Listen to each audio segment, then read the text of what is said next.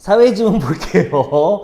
법지문들이고요. 오늘 세 가지 다 나올 만한, 그러니까 정확히 말하면 아직 안 나온 법조문들 조항들에 대한 내용이 있어서 아마 연계될 확률이 매우 높습니다. 적어도 평가원 모의고사는 나올 만한 주제들이에요. 그래서 오늘은 이 법에 단순히 법 자체를 아는 거 그리고 푸는 것뿐만 아니라 여기서 확장될 수 있는 걸 연결될 수 있는 지식까지 한번 보도록 하겠습니다. 그래서 오늘은 보기 문제를 조금 신경 써서 준비해서 조금 까다롭다고 느낄 거예요. 평소보다 엄청 많이 틀리더라고, 아침 돌려보니까 이 보기 문제를. 자, 일단 읽고 얘기해 볼까요? 첫 번째 질문은요, 간단해요.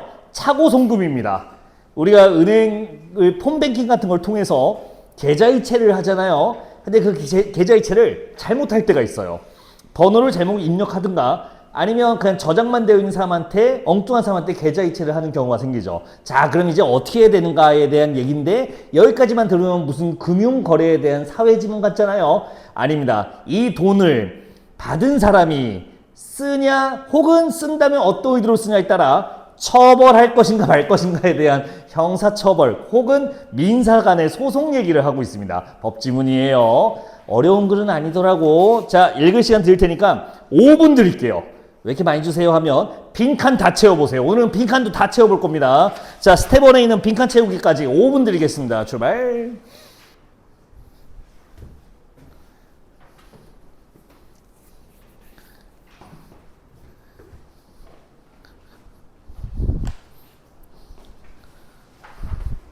받아줄게. 치킨 냄새가 나서 배가 고파.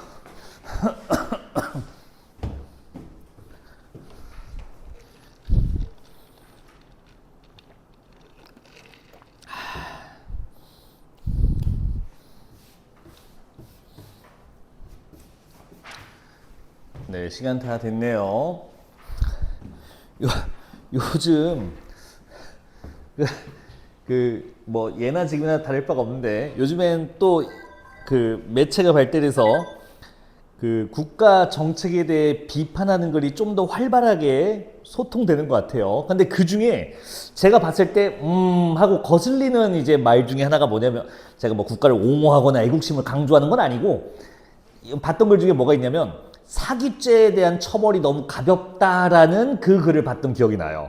그게 뭐냐면, 사기를 쳤어요. 어떤 사람이 다른 사람을 기망해서 금전적 이득을 얻은 거죠. 그러니까 이제 징역 2년, 징역 3년 이렇게 나와요. 그러니까 댓글 보니까, 그 뉴스에 댓글 보니까 이렇게 써 있더라고. 아, 나라가 이래서 안 된다고. 다른 사람 돈을 뭐 몇백억, 몇십억을 해먹었는데 2년밖에 징역이 안 산다고? 야, 그럼 나도 사기칠래. 2년 깜빵 갔다 와서 나도 100억 그냥 사기칠래. 라고 하더라고요.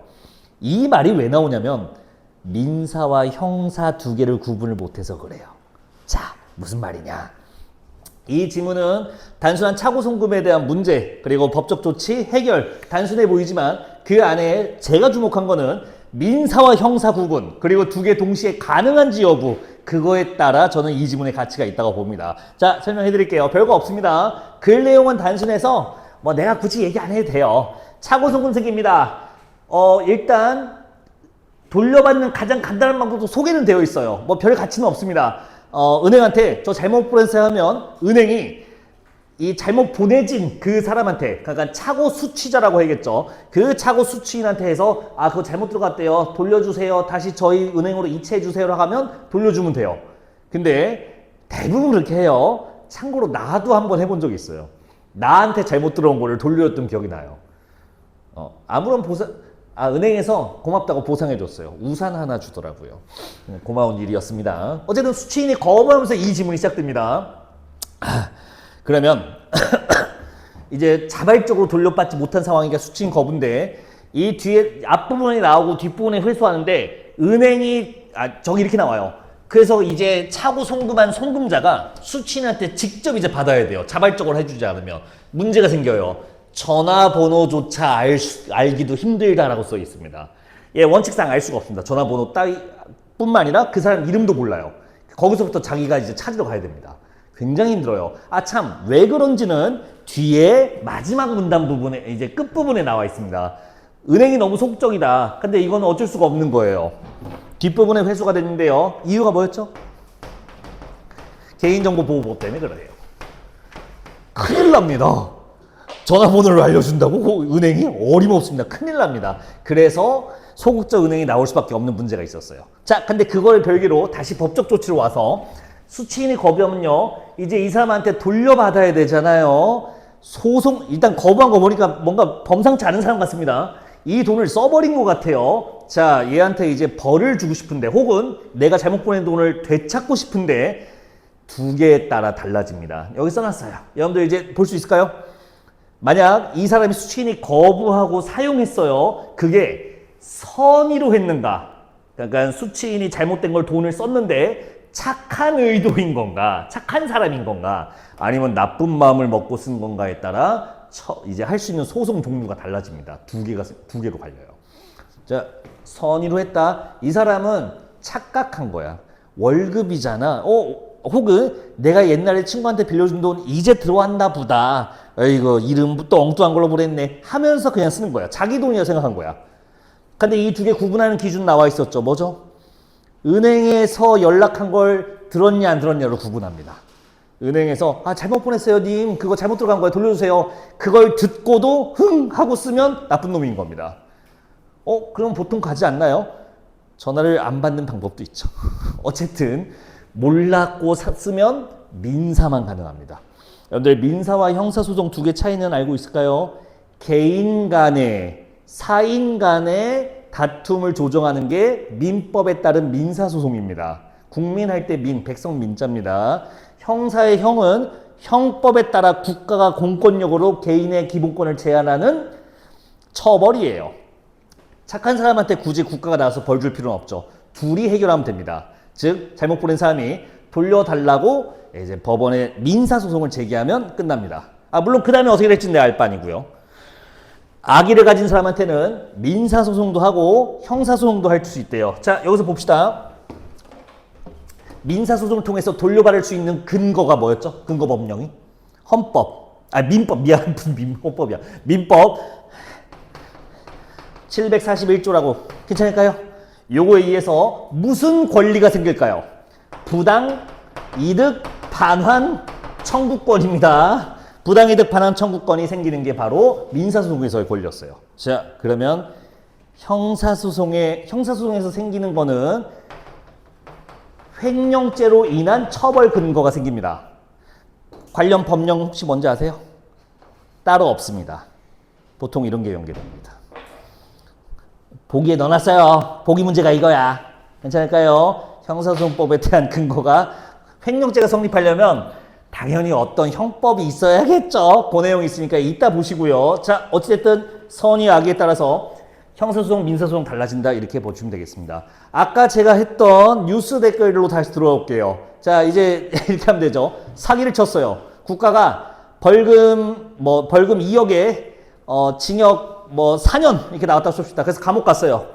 댓글에서 누가 이렇게 말합니다. 야, 나도 100억 먹고 4년 감옥 갔다 와야겠다. 그게 가성비가 좋다. 1년에 25억 개꿀이라 하면 거기다 여러분들이 뭐라고 대댓글 달면 돼요.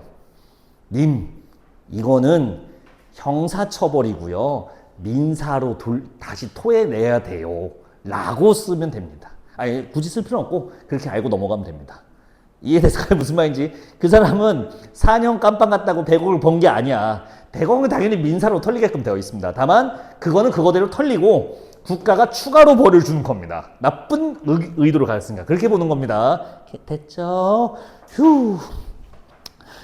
그리고 아까 누가 이것도 궁금해 하시길래 이 악의로 사용하면 횡령죄가 성립하고 실제 판례가 하나 나오죠. 여러분들 이 선고 어떻게 됐대요? 보니까 5쪽에 세 번째 줄 징역 2개월에 집행유예 1년인데 이거 잘 모르시는 분이 있어서 혹시나 해서 이 사람 깜빵 그러면 얼마나 있는 거야? 없는 겁니다. 집행유예는 말 그대로 형의 집행, 형벌의 집행을 미뤄준다는 겁니다. 언제까지? 여기 써있는 기간 동안 1년 동안 미뤄줍니다. 그러면 어떻게 되는 거예요? 1년 동안 지켜보겠어 라는 뜻이에요. 1년 동안 지켜보고 그 사이에 네가 다른 죄를 짓지 않으면 이 2개월은 징역 2개월이라는 형벌은 없애줄게 라는 뜻입니다. 집행유예가. 이해되셨을까요? 자, 그러면 집행유예 기간에 범죄를 저질러서 또 다른 형량을 받는다면 어떻게 되는 거야? 기존에 있던 형벌이 유예가 취소되고 새로운 형벌과 더해져서 플러스가 됩니다. 이런 거예요. 집행유예는 그런 개념입니다. 그래서 뭐 징역 2년에 집행유예 3년 보통 우리가 많이 보는 그 형벌이거든요. 예, 원래는 감옥 2년 가야 되는데 3년 동안 좀 지켜보겠다라는 뜻입니다. 여러분들이 이제 TV에서 보는 유명하신 분들의 형벌이 보통 이렇게 나와요. 그래서 감옥에 가지는 않습니다. 자, 됐고요. 이거 하고 마무리합시다. 소극적은의 개인정보 보호 때문에 그렇습니다. 그래서 나온 해결책이 차고송금 반환 지원 제도예요. 이거는 공사가 합니다. 예금지원공사였던가? 예금보험공사가 운영한대요. 짜잔, 요거 하나만 체크할게요.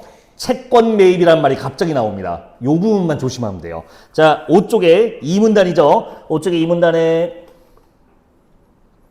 저기요. 너무 가운데다. 둘, 넷, 여섯, 여덟. 여러분들 컴퓨터를 사려고 했는데 무슨 램값이 50만 원이다. 깜짝 놀랐어요. 내가 도저히 내가 중국 구하고 있어요. 미안합니다. 자, 9번째 줄. 5쪽 2문단의 9번째 줄. 둘, 넷, 여섯, 여덟, 아홉. 송금인의 신청이 있는 경우 예금보험공사가 지원 계정에서 차고 송금 수취인에 대한 부당이득 반환 채권. 헷갈리시면 밑줄 쳐도 좋아요. 방금 읽은 거. 차고 송금 수취인에 대한 부당 이득 반환 채권. 어우 힘들어. 채권 이름이에요 이게. 찬찬히 보시면 됩니다. 이 수취인에 대해 나도 헷갈려. 이 차고 송금 수취인에 대한 얘가 부당하게 얻은 이득을 돌려달라고 할 수 있는 그 권리가 담긴 채권을 이 지원하고 있는 예금보험공사에서 가져가는 겁니다. 그럼 문제. 이 채권은 원래 누가 들고 있어요? 부당이득 반환 청구권에 대한 채권. 채권은 권리를 행사할 수 있는 약속을 말합니다. 차고송금자가 갖고 있죠. 이거를 예금보험공사가 가져가는 거예요. 이게 뭔 소리야. 돈 돌려받을 수 있는 권리를 국가기관, 저 공사에 위임시켜준다는 겁니다. 돈 대신 받아준다는 얘기였어요. 그리고 찾아주고요. 국가기관이니까, 물론 공기업이긴 하지만, 공공기관이기 때문에 개인이 찾는 것보다 훨씬 더 잘 찾겠죠. 찾은 다음에 그 안에 들어간 비용을 빼고 공제하고 남은 이제 돈을 돌려주게끔 되어 있는 제도래요. 조건은 여러 가지 있죠. 5만 원 이상 1억 원 이하일 것. 그리고 1년 이내일 것, 자발적으로 반환하지 않은 경우일 때. 뭐 이런 조건들은 뻔한 얘기고, 굳이 1년 이내로 정해놓은 것만 얘기 좀 해드릴까요? 원래 공소시효 기본적으로 몇 년이에요? 이 기간 내에 소를 제기하지 않으면 없는 범죄로 취급해 주는데 몇 년이야? 그래 이거 상식 10년이에요. 10년. 10년 존버하면 죄를 없애줘요. 참고로 이게 문제가 많아서 최근에 계속 개선 중입니다. 개선이라고 해야 되나? 계속 강화 중입니다. 예를 들어서 뭐 살인죄 같은 경우, 해외로 나가는 경우 이럴 때는 다 정지시키거나 아예 무효시키는 거 이런 것들이 요즘에 계속 나와 있어요. 어쨌든 공소시효 10년인데 이거는 이 잘못은 왜 1년으로 제한하는가? 비와요? 그럼 마르나의 날벼락인가?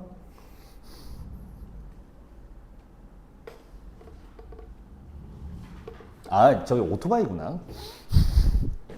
돌아와서 뭔 얘기하다 깜짝 놀랐지? 부당이득 반환 청구 예금 왜 1년인가? 10년은 너무 길어요. 이거는 어디까지나 이 사람들이 10년 동안 10년 안에 해야 될 것을 빠르게 처리하기 위해 지원제도로 나온 거지 진짜로 재판 각을 잡고 하겠다는 게 아니기 때문에 너무 길어지면 공사 입장에서도 부담이 너무 커집니다. 그래서 1년으로 나름 제한을 한 거예요. 원래는 10년 동안 할 수 있는 건데 원래 개인이 하면. 자, 이 정도면 된 것 같습니다. 이제 빈칸 채운 거 한번 불러드릴게요. 여러분들 채운 거 만나볼까요? 1번에 들어갈 거 조심하세요. 자, 일단 들어갈 말은 부당이득 반환까지 쓰셔야 됩니다. 아까 보니까 잘못하신 분들 이렇게 쓰더라고요. 부당이득이라고 쓰는 분이 있더라고요. 큰일 납니다. 부당이득을 청구할 수 있음. 부당한 이득을 내놔라는 게 말도 안 되는 소리예요. 네가 얻은 부당한 이득을 돌려줘라는 얘기입니다. 그리고 아까 보셨죠? 이거는 민사에서 성립하는 권리입니다. 그 아래 수취인 보관자는 자 2번에 들어갈 말 선의가 먼저 들어가겠네요. 이때는 민사적 반환 의무만 존재합니다. 2번에 선의. 3번은 자 악입니다. 이때는 횡령죄라는 게 성립하게 돼요. 형법에 의해서요. 그래서 3번에 횡령죄가 성립하여 처벌 대상이 된다. 참고로 당연히 민사적 반환도 해야 됩니다. 그 다음에 동그라미 3, 그다음 자 은행은 자 4번 볼까요? 반환을 강제할 권한이 없습니다. 강제할 권한도 없음. 강제할 권한. 뭐 요청 권한이라 하셔도 되고요. 편한 거 쓰세요. 5번은 괄호가 너무 작네요. 칸도 많았는데. 자 5번 굉장히 깁니다. 차고 송금, 반환, 지원 제도입니다. 예금보험공사가 운영한 제도예요. 뭐 썼어? 차고 송금, 반환, 지원 제도. 아예 앞에 써있는 거 그냥 복붙해놓은 건데 뭘 물어봐. 앞에 거 보고 쓰세요. 차고 송금, 반환, 지원 제도. 여기다 내가 써놨다.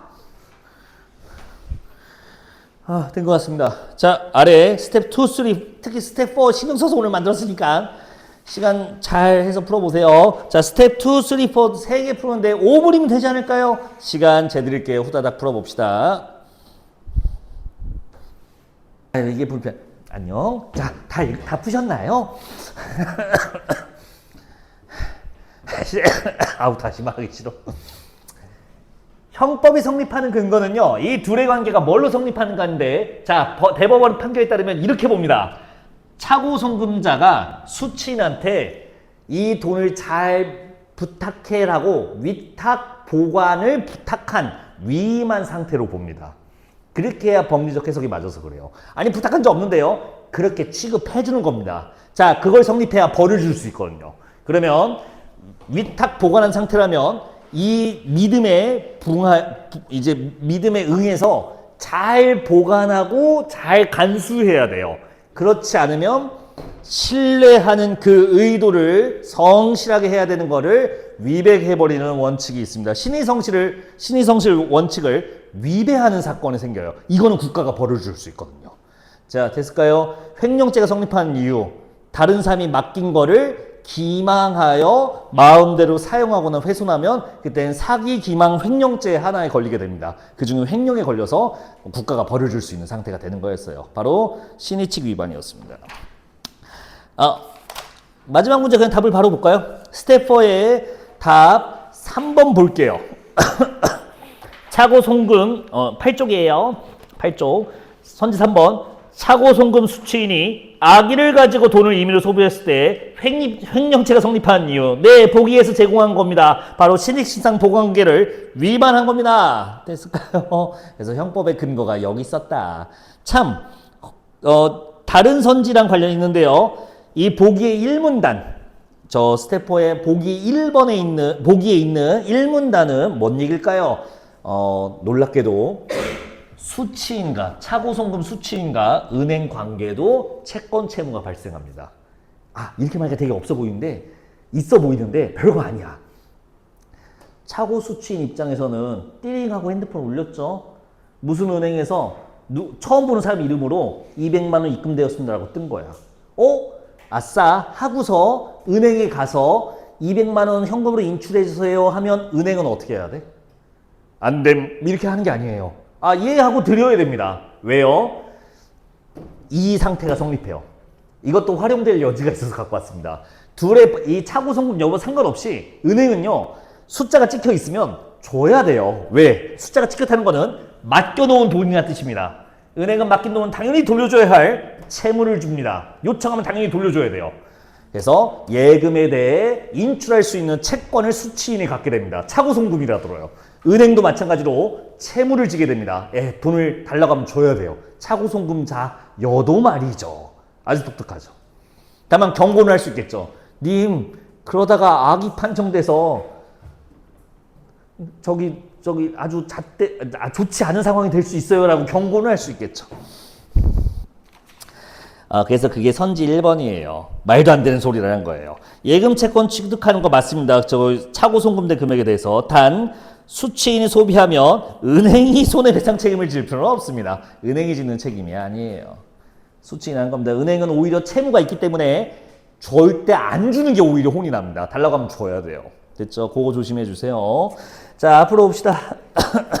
6페이지로 와야겠네요. 스텝 2 봅시다. 쉽죠, 이제? 아, 힘들어. 자, 첫 번째 거. 없는 입니다. 법률상 원인이 없는 이익이기 때문에 부당이득으로 취급됩니다. 그 다음에 2번, 횡령죄는 성립하지 않습니다. 저기 선의 상태이기 때문에 그래요. 잘 풀었죠, 다들? 선의는 횡령죄가 안 됩니다. 3번은 뭘 매입해야 될까요? 당연히 돈 찾아주려면 그 사람이 돈을 받을, 자, 떼인 돈 대신 받아들입니다. 뭐 이런 현수막 본 적 있지 않아요? 이걸 멋있게 말하면 어떻게 되는 거예요? 반환 청구권 매입해드립니다. 이렇게 멋있게 바꾸시는 말이야. 떼인 돈 받아드립니다. 반환 이득 청구권 매입해드립니다. 같은 말이 됩니다. 자, 채권을 매입해야 됩니다. 돌려받을 권리란 뜻이지요. 근데 확실히 내 머릿속에도 그런 현수막 광고 막 이런 거 있잖아. 돈 못 받은 거 받아드립니다. 뭐 이런 거 있잖아. 하긴 부당이득 반환 채권 매입합니다는 별로 기억이 안 남을 것 같아. 이 떼인 돈 받아들입니다의 이미지가 워낙 강력해서. 아참, 그분들은 뭐 하는 분들일까요? 정말로 이 부당이득 반환 채권을 임시로 위탁받는 사람입니다. 그래서 국가에서 그 사람들 나쁜 사람이라고 안 해요. 여러분들 이제 드라마나 영화에 익숙해지니까 뭐 어깨 아저씨들이 막 회사 찾아가서 막 하는 것 같은데 그러진 않고요. 다만 다른 방법으로 합법적인 내에서 괴롭힌다고 하더라고요. 그러니까 그냥 회사에 가서 서 있어요. 입구에서 하면서. 왜냐면 더 하면 이게 위법이기 때문에 그냥 서 있는 거야. 아무것도 없어요. 주변을 맴돈대요. 이렇게 집 앞에서 맞이해주고 하면서 무언의 압박을 주는 거죠. 예, 보통 시간 빌리치가 할 수 있는 일입니다. 아무나 할 수 있는 일이 아니었어요. 시간이 많은 사람이 할 수 있다는 뜻이죠. 함정무력 가봅시다. 첫 번째 인과역전. 앞뒤 문장이 그냥 바뀌어 있죠. 아니, 이게 뭐야? 아니요. 아무 상관없어요. 횡령죄가 성립하는 근거는 이 차고송금 수취자가 악의를 가졌을 때입니다. 조건은 그냥 악의 하나가 들어가야 돼요. 근데 원인이 실익을 초과하기 때문에 엉뚱한 말이 들어가 있습니다. 둘은 아무 관련이 없습니다. 바꾸려면 앞에 말을 바꿔야겠네요. 횡령죄가 성립하게 된다. 이 조건을 성립시키기 위해 앞문장을 수취인이 악의가 있다면 이런 조건으로 바꿔주셔야 됩니다. 인과가 엉뚱한 원인이 들어가 있었습니다. 자, 2번은 함정무력화 2번은 2개 고쳤어야 되는데 다들 하나만 고쳤죠? 뭐 고쳤는지 볼까요? 일단 첫 번째 읽어볼게요. 틀린 문장. 차고송금 반환 지원제도는 여기요. 수취인의 신청이 틀렸네요. 송금인의 신청이 있어야 됩니다. 받은 사람이 신고할 리가 없잖아요. 말도 안 되지. 송금인의 신청이 있어야 되고요. 하나 더요. 계속 읽어볼게요. 예금보험공사가 은행이 보유한 부당이득 반환 채권. 짜잔. 은행이 보유한이 아니죠. 여기도 뭘로 바꿔야 돼요? 송금인이, 차고송금인이 보유하고 있는 부당이득 반환 채권으로 바꿔줘야겠죠. 잘못된 돈을 돌려받을 권리는 저 송금인한테 있습니다. 됐지? 그래서 은행이 보유한 땡, 송금인이 보유한. 세 번째 조건 보도록 합시다. 자, 이건 티나게 되어 있네요. 3번의 두 번째를 보니까 송금 사실을 인지한지 여부와 무관하게, 아니요, 인지한 상태라면 횡령죄가 성립합니다. 인지한 상태를 악의 상태로 보거든요. 됐지? 그거 바꿔주시고요. 자, 네 번째, 상식적으로 회수하는데 비용이 많이 들면 회수하는 비용을 공제하고 돌려주잖아요. 회수 비용이 많이 들었으면, 회수하는데 많은 비용이 들었으면 당연히 송금인한테 최종적으로 가는 돈은 줄어들게 되는 거죠. 너무나 당연한 얘기죠. 커진다를 줄어든다, 작아진다로 바꾸면 깔끔하게 되겠네요. 오늘 지문 중에 제일 쉬운 지문이었습니다. 실제로 그렇게 어렵진 않았죠. 자, 두 번째 지문 가도록 합시다. 두 번째 지문은 혼인이에요. 이거는 구조는 쉬워요. 구조는 쉽고 파면 어려운데, 자, 우리는 일단 객관적으로 읽어야 되니까. 혼인의 성립 요건이 나옵니다. 자, 글 구조 알려드릴 테니까 구조 머릿속에 넣고 읽으세요. 훨씬 편해요. 세부 정보 말아서 차라리 이게 나아요. 혼인 성립 요건. 근데 이 요건이 두 가지 종류가 있어요. 형식상 조건하고 실질적 조건이라고 있습니다. 두 가지 요건이 있고요. 읽어보면 압니다. 그 다음에 이 혼인을 없애기 위한 여러 가지 작업 세 가지가 나와요. 자, 첫 번째, 혼인 무효. 두 번째, 혼인 취소. 세 번째, 혼인이 아니라 이혼. 예, 다시. 처음에는 혼인 성립 조건 두 가지가 나오고요. 그 다음에 이 혼인을 없애기 위한 세 가지 작업, 세 가지 종류가 나옵니다. 자, 이 세 가지가 조건도 다르고 결과도 달라요. 그걸 잘 읽으셔야 돼요. 혼인을 취소하는 거랑 무효랑 달라요. 이혼량도 달라요. 조건도 다르고 결과값도 달라집니다. 자, 거의 비슷해 보이거든요. 그 미묘한 차이. 특히 조건이 다른 걸 읽어주셔야 됩니다. 똑같이 5분 드리겠습니다. 빈칸 채우기까지 한번 해보도록 할게요. 부지런히 읽어야겠네. 출발.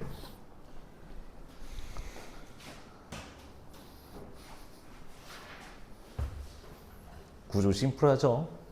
성립, 정리 두 개로 구분해서 있습니다. 성립 조건 두 개, 실질 조건, 형식 조건. 번지수가 기억나면 됩니다. 물론 이게 연계돼서 나오면 우리가 더 편하게 읽을 수 있어요. 한번 본 것은 다시 읽었을 때 생각보다 잘 읽힙니다.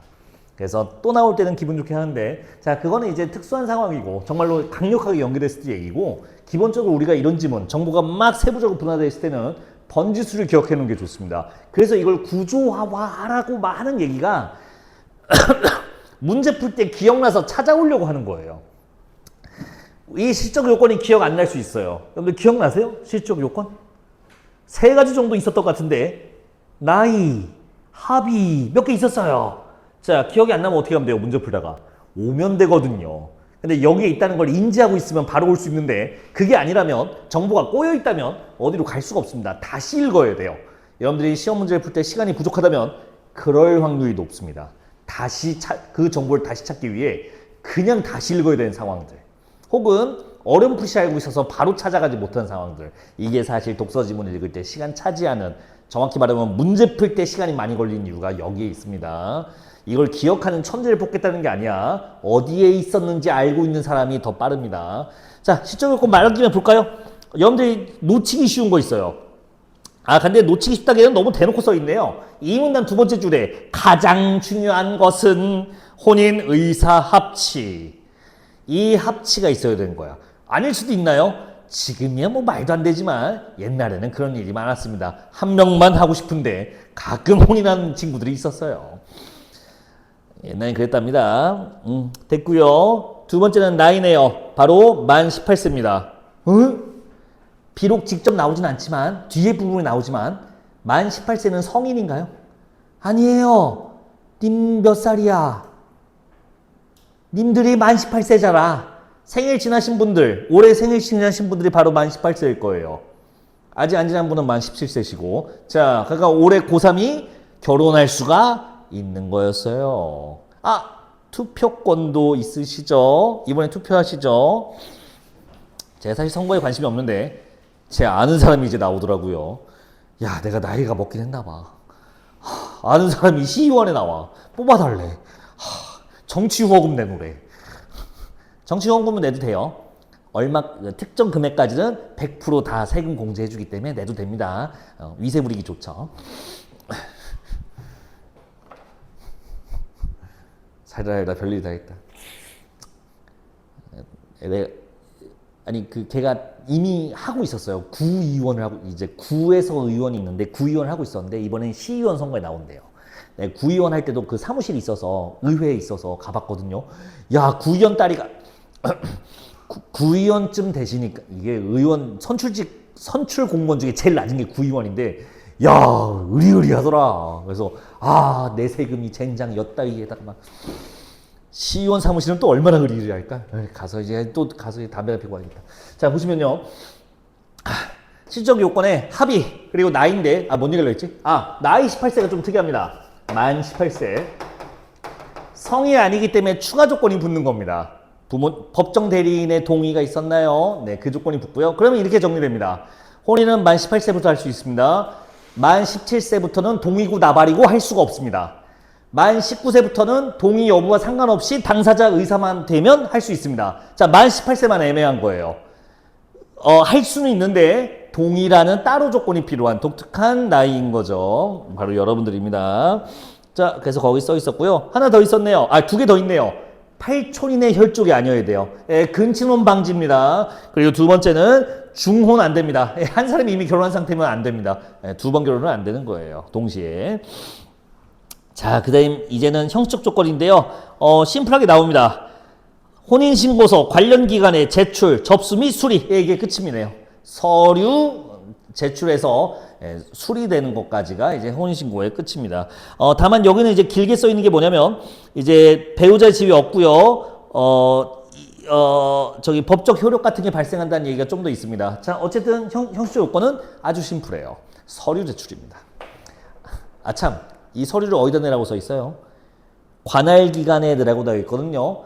내가 이 관할기관이 어딘지 알고는 있어서 내가 원장님이 결혼할 때 그 시청에서 하면 되는 걸로 내가 알고 있었거든요. 그래서 세종시청에다가 이제 하려고 했더니만 다른 업무가 많아서 한참 걸린대요.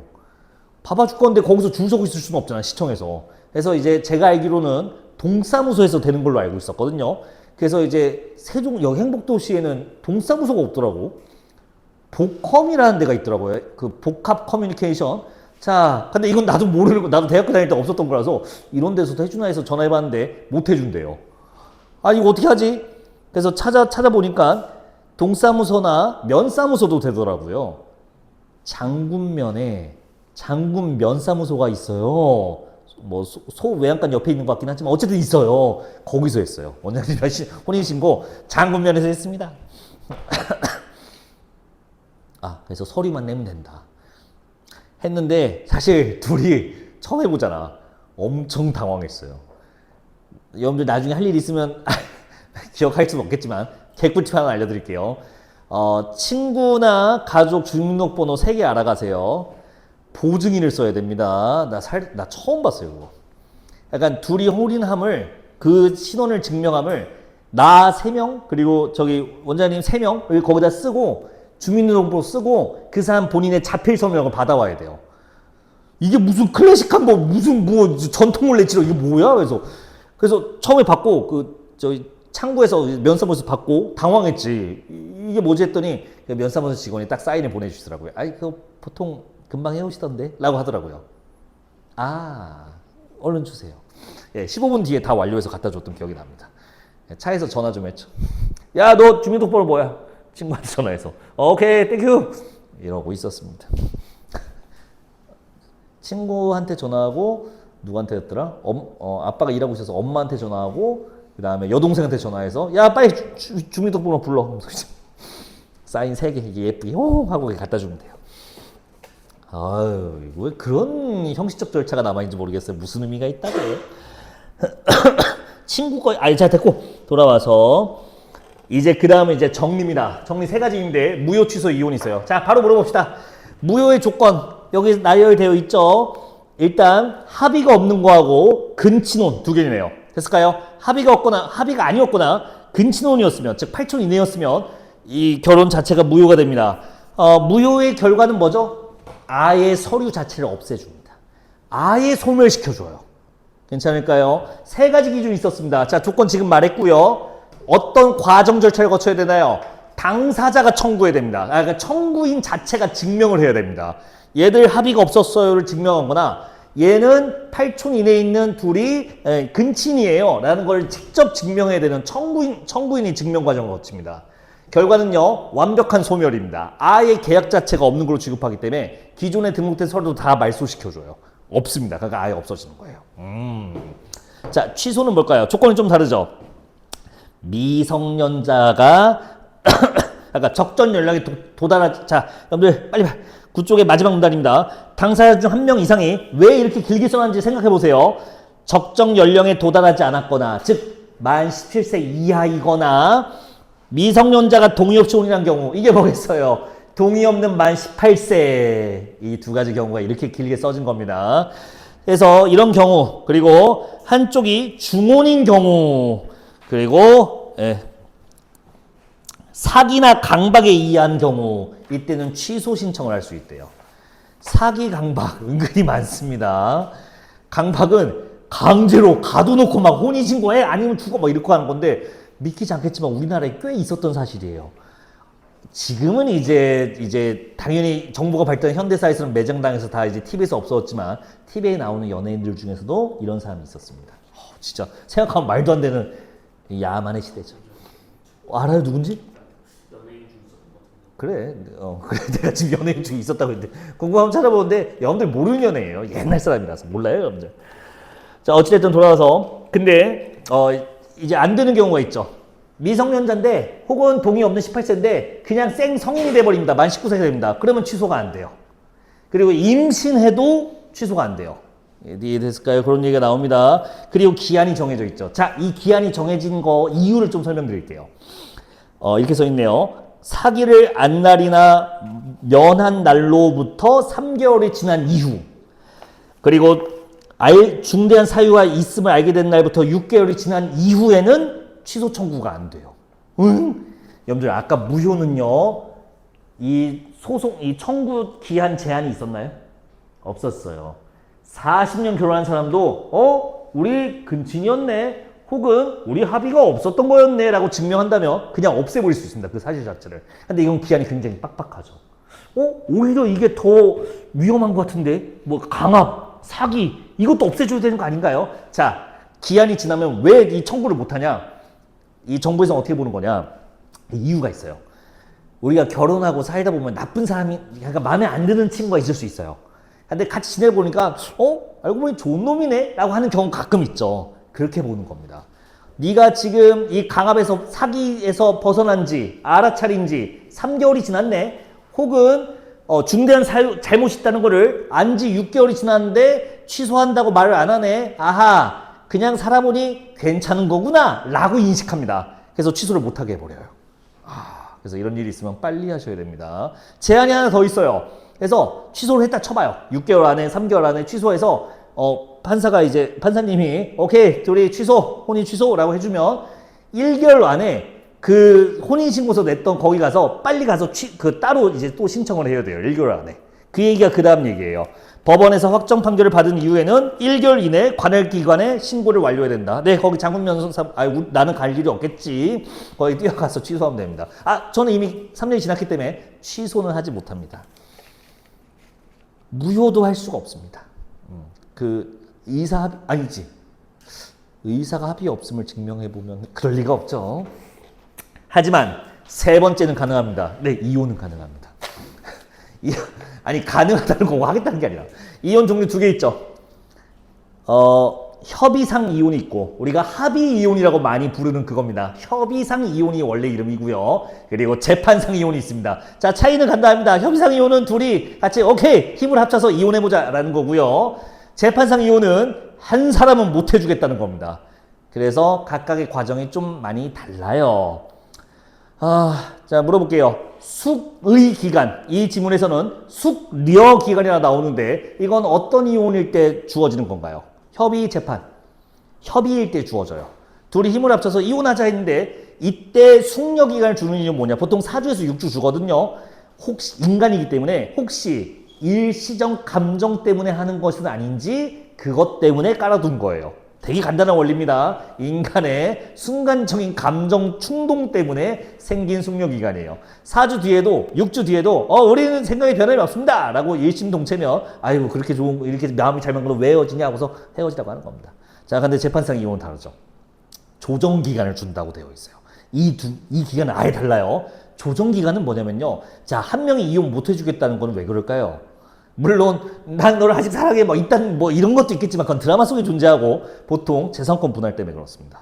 그러니까 이혼하고 나 반 떼줘 보통 이 코스예요. 그래서 야 내가 그걸 어떻게 줘? 안 줘. 이혼 못해. 이거예요 보통. 우리나라 판결의 80%가 다 이건 거 아세요? 가정법원에서 이혼 상속권 다 이겁니다. 판사님들이 되게 막 형법 이거잖아요. 그건 이제 10% 20%고요. 대부분의 판사님은 여기서 구르고 있습니다. 참. 그래서 이 조정기간은 왜 주냐? 니네 둘이 좀 합의 좀 잘 봐봐. 야, 그러니까 실제로 이 법원 쪽에서도 권유를 해줘요.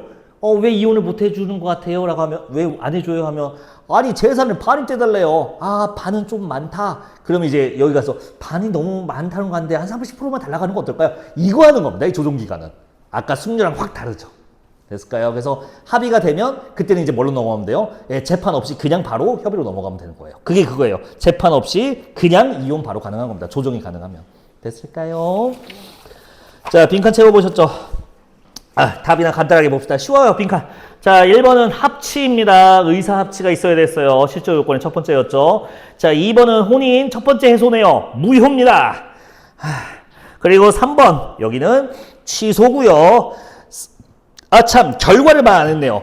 아예 소멸이고요. 취소는 그 법률 관계 자체는 인정됩니다. 그러니까 취소되기 전까지 결혼했다는 기록은 남아요. 자, 어찌됐든 4번은 인정됩니다. 법률론 관계가 취소와 무효의 차이점이에요. 결정적 차이예요. 그리고 5번은 조정 법원의 재판사가 이혼이니까 조정 절차가 이제 있어야 됩니다. 5번이 조정이었고요. 나머지 이제 처리해야겠죠. 자, 여러분들 뒤에 보기에다 뭐 넣어놨을까요? 당연히 연계될 거는 이겁니다. 신나게 지금 법률론 설명하고 있죠. 법률론의 반대말이 뭘까요? 사실혼입니다. 우리나라 이혼 비율이 다른 나라에 비해 높다고 말하면서 아이고 이러니까 나라가 망하지다 하는 또 그런 말들이 있어요. 자, 아닙니다. 우리나라는 실제 이혼율은 다른 나라에 비해 압도적으로 낮은 편이에요.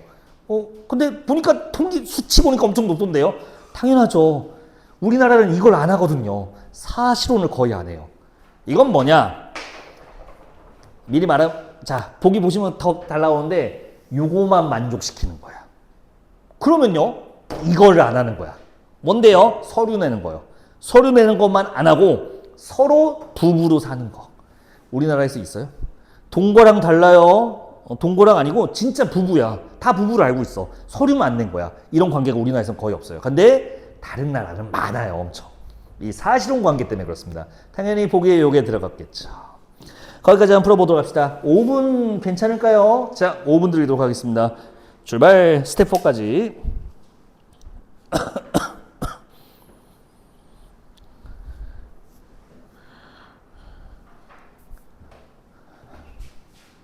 죽은 다음에 이제 어떻게 재산 나누냐 그런 것도 남은 세상에 이제 이혼 안 본다고 할 때가 됐거든요. 그래서 저는 이 지문은 확장 가능성이 굉장히 많다고 봅니다. 자, 봅시다. 여러분들 지식 내재화부터 봅시다. 참, 여기서 하나 낚시를 넣어놨지롱. 방심했다가 틀렸을걸? 자, 스텝 2입니다. 11쪽이죠. 스텝 2의 첫 번째 거. 이건 쉬워요. 실질 형식 순으로 골라주시면 되겠습니다. 이건 틀릴 리 없죠. 자, 2번. 여러분들 둘 다 인정입니다. 하나는 부정소멸 아닐까요? 아니요. 잘 읽으셔야 돼요. 이게 낚시한 건데 소급표가 인정됩니다. 이게 뭐냐면요, 무효가 되면요, 뭐가 부정되는 거야? 혼인 계약 자체가 부정되는 겁니다.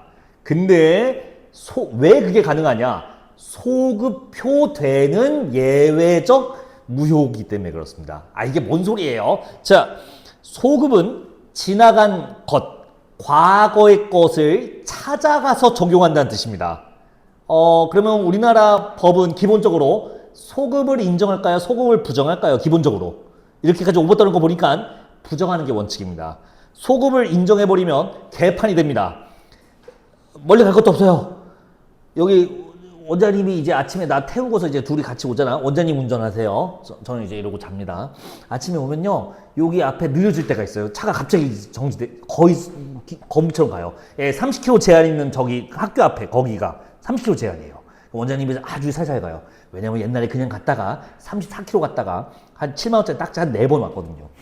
원장님 그거 잘 모으세요. 옛날에 한 달에 한두 번 무조건 왔어요. 그래서 안 오는 달은 심심한데 이러고 있었는데, 지금은 이제 건실한 법률인이 되셔서. 자, 어쨌든 거기 지나갈 때 되게 천천히 오는데, 자, 그날도 원장님 조심조심해서 오늘도 25km로 거기 어린이 보호구역 지났다 쳐봅시다. 청구서 안 날라왔겠죠. 자, 근데 다음 달에 법이 바뀌어요. 이제 더 강화됐어요. 20km 바뀝니다. 그래서 20km 넘으면 벌금이래요. 잠시만요. 저번 달에 25kg 갔던 원장님한테 이제 찾아가서 님 그때 25kg 갔죠. 20kg거든요. 오늘부터 소급하겠습니다. 말이 돼요, 안 돼요? 말이 안 되죠. 소급은 기본적으로 부정되는 게 우리나라 법의 원칙입니다. 단 그러면 인정되는 경우가 예외적으로 있는 거예요. 바로 이 무효가 아주 독특한 소급효가 적용되는 법입니다. 무슨 말이냐? 무효라는 게 되기 때문에 이제 앞에서 했던 계약들이 모두 다 무효로 앞에 가서 돌려서 다 이제 때려주는 거예요. 이 무효라는 결과를. 소급효가 적용됩니다. 그래서 여기 써놨어요. 과거로 거슬러 올라가 효력을 상실하는 소급효. 됐을까요? 이게 인정되는 겁니다. 그래서 결혼 자체의 계약 자체가 무효되는 거죠. 부정되는 거고요. 자, 그 다음에 취소는 법률 관계 그 전까지 있었던 거는 인정됩니다. 그래서 둘 다 인정입니다. 나름 낚시인데 아무도 안 낚인 것 같기도 하고. 자, 3번은 따지지 않지만이 처음이고요. 두 번째는 고려하여 판결한답니다. 네, 협의혼은요. 둘이 왜 하세요? 라고 조건 안 따져요. 둘이 같은 생각이 신유하고 승려기간만 주는 겁니다. 넘어갈게요. 자, 함정고력화. 자, 첫 번째 거는 앞문장과 뒷문장, 즉 때문에, 두 번째로 있는 때문에 기준으로 앞문장, 뒷문장 순서가 바뀌어버렸어요. 배우자 지위를 얻게 되기 때문에 저런 이행해야 됩니다. 됐을까요? 그래서 1번은 앞뒤 문장이 그냥 바뀌어버렸다. 두 번째는, 두 번째 줄 끝부분에 가정법원에 있대요. 무효임을 입증할 책임을. 아까 봤었죠. 무효 입증은 청구인이 해야 됩니다. 가정법원에 있을 리가 없죠. 그래서 두 번째는 가정법원 대신 청구인, 청구권자를 넣어줘야 됩니다. 세 번째 조건은 언제든지 신청할 수 있는 게 아닙니다. 혼인 취소는 이렇게 써야죠. 성인이 아니거나 임신한 경우가 아닐 때라고 해줘야 됩니다. 됐을까요? 약간 취소를 할 수 있는 조건이 써 있었기 때문에 그게 아니어야 취소 청구를 할 수 있다라고 바꿔줘야겠어요. 언제든지가 아니었습니다. 어떤 조건이 아닐 때만 가능합니다. 4번은 그 기한은요. 국가가 정해놓은 숫자입니다. 그래서 길어나고 아니요 그냥 3개월로 고정되어 있습니다. 자, 비례하여 늘어난다? 아닙니다. 기한은 3개월로 고정되어 있습니다. 그렇게 바꿔주셔야겠네요. 이제 4번 문제. 사실은 읽어보셨죠? 일단 너무 꾸역꾸역 듣다 보니까 문장이 짧아졌는데 조금만 설명을 붙여드리면 동거랑 구분되는 거 보세요. 사실혼은. 일단 처음에 설명드린 거 사실혼 자체 개념부터 형식적 조건 없이 실질적 조건만 만족시키면 그걸 사실혼이라고 합니다. 무슨 말이냐? 서류만 안 냈지. 의사서 합치됐고요. 성인이고요. 서로 경제적 공동체도 성립되어 있고요. 그리고 부양도 서로 해주고 있고요. 사실상 부부입니다. 서류만 낸 거예요. 사실혼으로 인정하는 겁니다. 동거랑 차이가 뭐죠? 방금 말한 거예요. 동거는 그 결혼함으로써 생기는 부양의 의무 같은 것들이 보이지가 않아요. 둘의 의사는 있겠지. 다만 경제적 공동체라는 것이 없고요. 다만 이 경계가 좀 모호해요. 이 동거로 볼 거냐 사실혼으로 볼 거냐. 이것도 판사님들이 맨날 하는 판결입니다. 왜냐하면 동거로 보냐, 단순 동거로 보냐, 아니면 사실혼을 보냐에 따라 배상하는 금액이 또 달라져요. 서로 문제가 생겼을 때. 그래서 이거 갖고 맨날 싸웁니다. 이거는 이제 오피셜은 아니고, 그래도 내가 좀 그쪽에 있어갖고 아는 사람이 좀 있잖아요. 나도 궁금하더라고. 뭘로 이게 동거인지 이제 사실혼인지 판단을 하니까 그렇게 안 돼요. 둘이 서로 뭐로 부르는지 보면 안 돼요. 오빠 자기라고 부르면 동거고요. 여보라고 부르면 그건 사실혼을 본대요. 그런 게 있대요. 동거라고 구분되고요. 다만 법률론과 차이는 있죠. 상속이요. 이 상속은 그리고 상속권 인정되지 않는 게 핵심입니다. 됐을까요? 상속권은 이미 문제로 출제됐었습니다. 유류분 해석이라고 있었어요. 근데 판례는요. 그러면 사실혼이 동거랑 다르게 인정해 주는 게 뭐냐고 하면 방금 말한 거예요. 동거 및 부양 의무 인정 그리고 재산 분할 청구가 가능합니다. 상속은 안 되지만 갈라설 때 우리 둘이 같이 부부로 이제 사실상 부부로 지내면서 같이 일하면서 돈 번 거 그거 나눌 권리는 있어요. 그러니까 자기가 나가서 일할 때 나는 집에서 열심히 집 청소도 하고 가사도 했으니까 네가 돈 벌었을 거 아니야? 그 돈 반 내놔는 가능해요. 좋습니다 이거. 그래서 좋다고 하면 안 되지. 이런 일이 있습니다. 자, 하고 싶은 얘기는 이겁니다. 자, 선지 3번입니다. 이 지문에서 계속 강조하는 거. 법률 혼의 정리입니다. 여기 나오는 무효, 취소, 이혼은 법률상 혼인을 깨기 위한 거예요. 사실혼은 이런 게 처음부터 필요가 없습니다. 그냥 둘이 빠이빠이 하면 되는 거예요. 선지 3번. 혼인부여 소송을 제기하여 관련 기록을 삭제할 필요가 없겠군. 네, 어차피 기록이 없습니다. 제출한 게 없으니 기록이 없는 거예요. 나머지 다 볼래요? 엉망진창인 말인 이유가 바로 그겁니다. 사실혼인데 뭐하러 이 절차를 따지고 있냐 이거예요. 선지 1번. 형식적 요건을 갖추었으나 관할 기관의 혼인신고한 실적 요건을 누락했기 때문에 바뀌어있죠? 형식적 요건을 충족하지 못했고요. 실질적 요건만 충족시킨 겁니다. 선지 1번은 두 개가 바뀌어있고요. 선지 2번. 재판상 이혼을 왜 받아요? 재판하러 가면요. 판사님이 잠깐 니들 이혼 왜 내가 재판해줘야 돼? 니들은 결혼하지 않았어? 법상. 이렇게 말합니다. 그래서 저기까지 갈 필요가 없어요. 4, 5번도 같은 원리입니다. 됐을까요? 자, 스테퍼의 답 3번이에요. 그래서 3번이에요. 3번. 얘 삭제할 필요가 없어요. 할 필요가 없어요. 삭제할 게 없거든요. 삭제할 기록이 없습니다. 왜? 어려워? 이번 시험 때만 공부하고 앞으로 평생 몰랐으면 좋겠다. 그렇게 하자고. 여기서 제가 하나 더 하고 쉬자고 하니까 아침에 진짜 날 죽일 듯이 쳐다보더라고요. 12분 쉬었다 합시다.